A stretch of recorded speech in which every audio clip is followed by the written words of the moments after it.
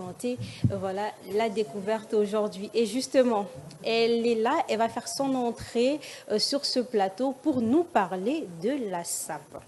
Elle va nous parler de la SAP dans la commune de Bandalungwa. Voilà, c'est avec elle qu'on va discuter aujourd'hui parce que, comme vous le savez, la RDC est souvent reconnue ou soit identifiée facilement grâce à la SAP. Et bien sûr, elle va nous aider à nous parler un peu de cette SAP-là parce qu'on connaît ici, parmi les communes de Kinshasa, c'est la commune de Bandalungwa qui est aussi reconnue pour la SAP. Et justement, elle est avec moi sur ce plateau. Bonjour. Bonjour. J'espère que tu vas bien. Oui, je vais très bien, merci. Voilà. Alors, ça fait plaisir d'être avec vous ici sur ce plateau. C'est une première fois? Oui. Première fois de discuter, de passer à la télé, justement. Oui, c'est ma toute première fois. Voilà. Alors, tu vas nous parler de la SAP, de la commune de Bandalungwa. Pourquoi avoir choisi ça? Bon, j'ai choisi ce sujet parce que je suis née précisément à Bandal. Il y avait mon oncle qui était un sapeur, mais son entourage sapait sans travailler. Mais en regardant, avant de s'habiller, on doit travailler. Pourquoi? Je vois, il y a de jeunes, avant de s'habiller, partent chez ses amis, prendre les habits, juste pour prendre des photos.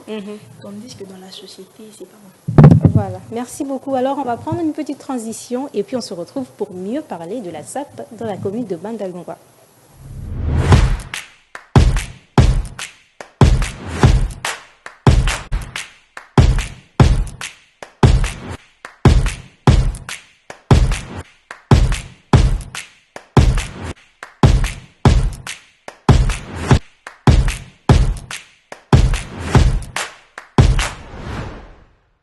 Alors, c'est parti. On va parler maintenant de la SAP dans la commune des Bandalungwa.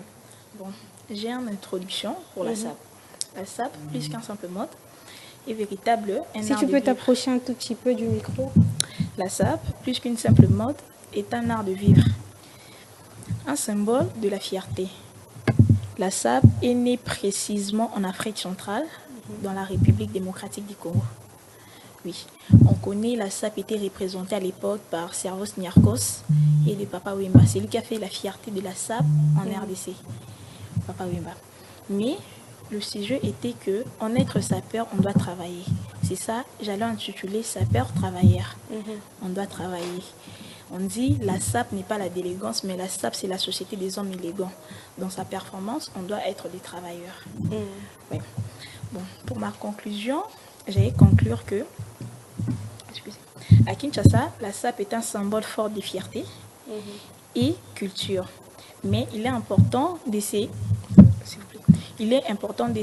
rappeler d'un vrai sapeur ne se contente pas d'être bien habillé. Un véritable sapeur est aussi un travailleur, quelqu'un qui met son énergie en son talent. Donc, quand tu mets ton énergie dans ton talent, à t'habiller, donc tu dois aussi savoir que non, quand je m'habille, j'ai 1000 francs dans ma poche, j'ai 2000 francs dans ma poche. Quand je vais, parce que non, à Bandal, à chaque fois, si tu sors, même comme ça, tu vas voir quelqu'un qui t'appelle « Oh, vieux, bonjour !» Le bonjour, là, déjà, ça parle beaucoup. Donc, quand il te dit bonjour, ça veut dire que... Donc, même si tu es bien habillé, et madame, comme ça, mais je suis, par rapport à l'âge, il est plus âgé que moi, mais il m'appelle madame. Pourquoi? Parce que je suis bien habillée. Mais si je ne travaille pas... Parce qu'il pense quoi? Vu que tu es bien habillée, tu as beaucoup d'argent, c'est ça? C'est ça. Mais si je ne travaille pas, quand il va m'appeler madame, est-ce que je vais lui financer quelque chose? Pas du tout. Parce que je ne travaille pas. Donc, je suis fauchée. Donc, en travaillant, on doit travailler pour bien saper. Donc, c'est pour cela que je répète encore, la SAP n'est pas la délégance, mais la SAP, c'est la société des hommes élégants. La société des hommes élégants, on a bien dit, quand tu veux saper, il faut travailler. Voilà, travailler tout d'abord pour gagner de l'argent. Tu gagnes de l'argent pour te payer des fringues. Mais après, c'est aussi ce que tu viens de dire. Quand tu vas passer dans la rue, on te voit bien saper. On aura toujours tendance à dire que tu as beaucoup d'argent et voilà, on va t'appeler comme ça aux années lourdes.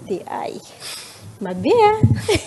Vraiment. Ça t'arrive aussi de te dire que non, voilà, je suis congolaise, il faut que je sape pour qu'on me reconnaisse. Oui. Deux fois, je peux prendre même l'habit à maman, je prends ça. Aïe, aïe, aïe, aïe. Mais c'est grave ça. Je le fais 2 fois. Oui, juste parce que surtout si je sais que je vais sortir avec mes amis, je vais prendre ça des mamans, de ma soeur. Et l'argent, tu vas trouver où? Tu vas travailler ou soit tu vas des prendre mamans. Des mamans. Toi, maintenant, tu es différente. Jusqu'au casser la code. Non. Pour l'instant, je suis encore mineure. Mais dès que je serai majeure, je vais travailler avec toute mon énergie que Dieu m'a donnée. Je vais chercher Voilà, un boulot. tu vas travailler et tu vas te payer beaucoup de fringues encore. Surtout. Tu vas mieux saper. Je serai vraiment comme papa. Et tu vas bien représenter la commune de Bandalunga. Très. Merci beaucoup Emmanuel de nous avoir présenté la découverte. Voilà, elle a bien précisé. Olingo là, t'as bien. Au comme sapeur. Moi, je vais vous parler d'un sapeur là que j'avais vu une fois à Sexenga Makassi. Tout ce qu'il avait porté, c'est en plastique. Donc ça, qu'il y a mon Congo, plastique, il y a peinture. Donc, nous surtout, je vous dis, c'était catastrophique.